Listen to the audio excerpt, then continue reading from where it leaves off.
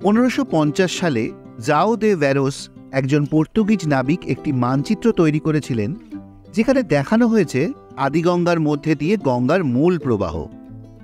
1660 সালের ভ্যান্ডেনব্রুকের মানচিত্রেও একই প্রবাহটি দেখা গেছে আবার। 1772 সালে মিস্টার রেনেল যখন বাংলায় জরিপ করেন, তখন আদিগঙ্গার শুকিয়ে যাওয়া শুরু হয়ে গেছে।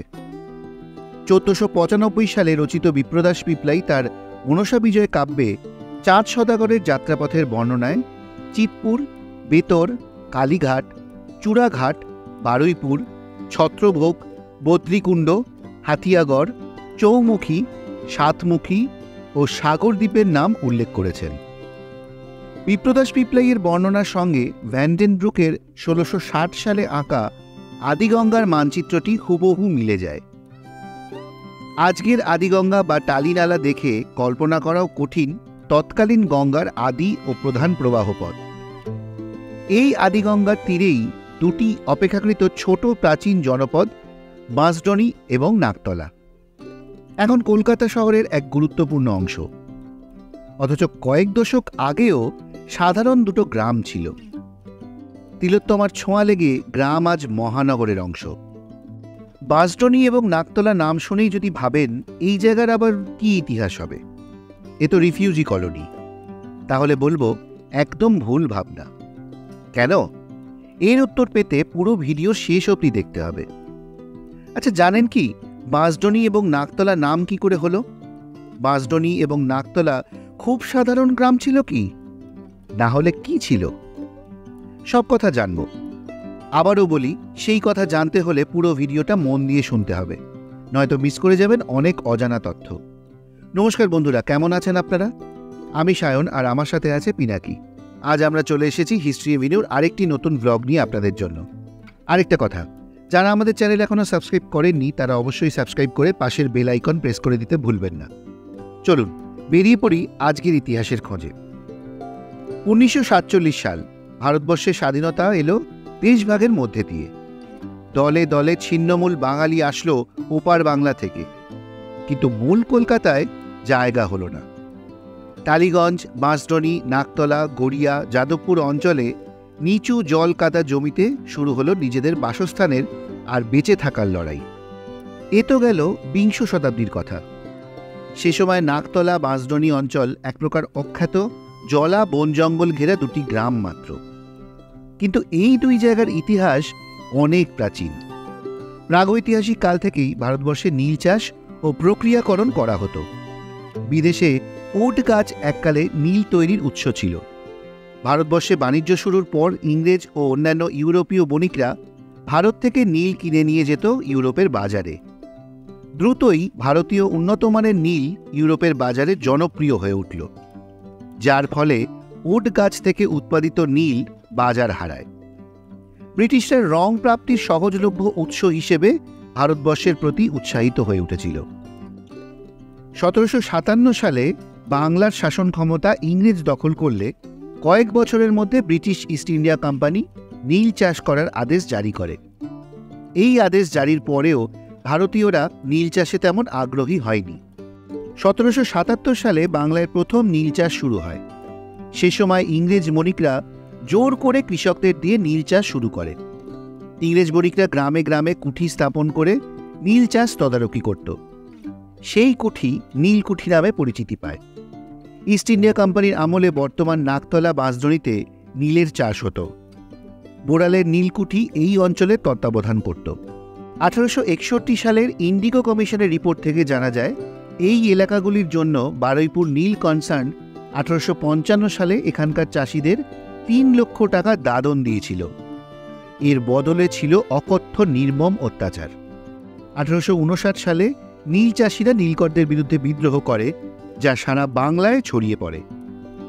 অর্ধ শতাব্দী ধরে নৃশংসতার শিকার জনগোষ্ঠীর কাছে কৃষকদের আন্দোলন নাটকীয়ভাবে শক্তিশালী রূপ ধারণ করে। কৃষকদের এই আন্দোলন সম্পূর্ণ অহিংস প্রতিরোধ ছিল। এই বিদ্রোহের মাধ্যমেই চাষিরা বাংলায় নীল চাষের ইতি ঘটায়।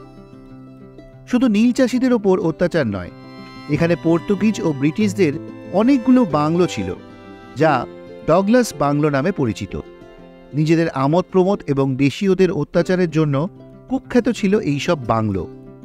এমনকি এখান থেকেই আদিগঙ্গা পথে জোর করে পর্তুগিজরা লোকজন নিয়ে দাস হিসেবে বিদেশে বিক্রি করত।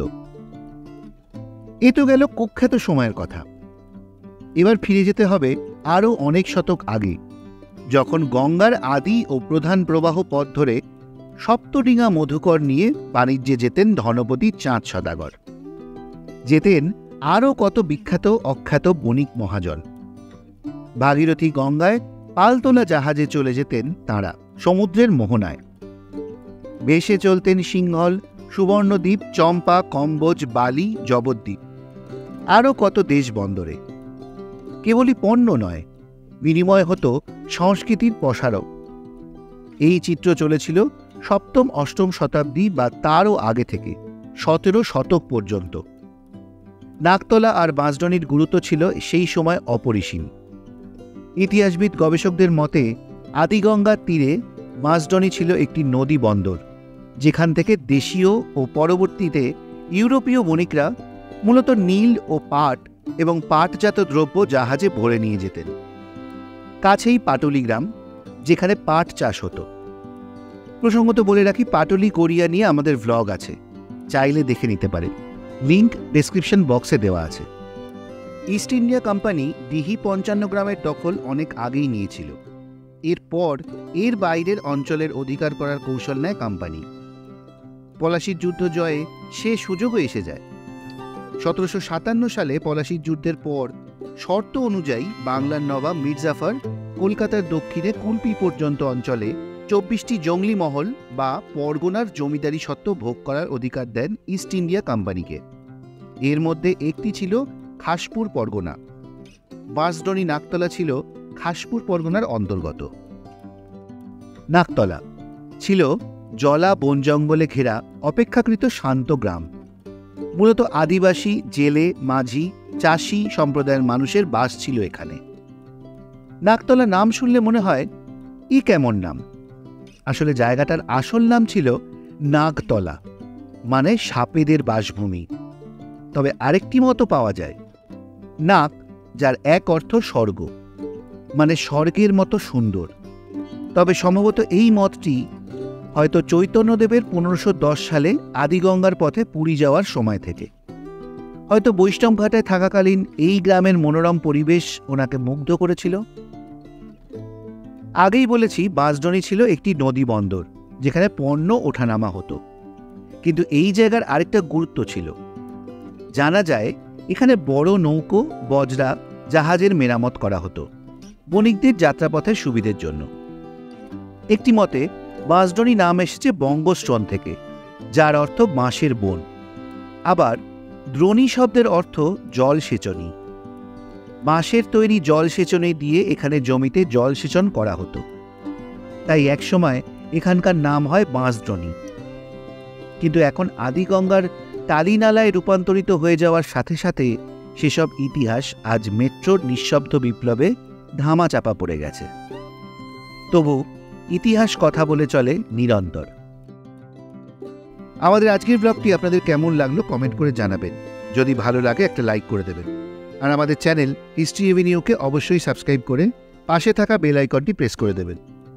আর হ্যাঁ, আমাদের এই ব্লগগুলো বেশি করে শেয়ার করবেন, যাতে এরকম ধরনের ইতিহাস আমরা আপনাদের সামনে আরও বেশি করে নিয়ে আসতে পারি।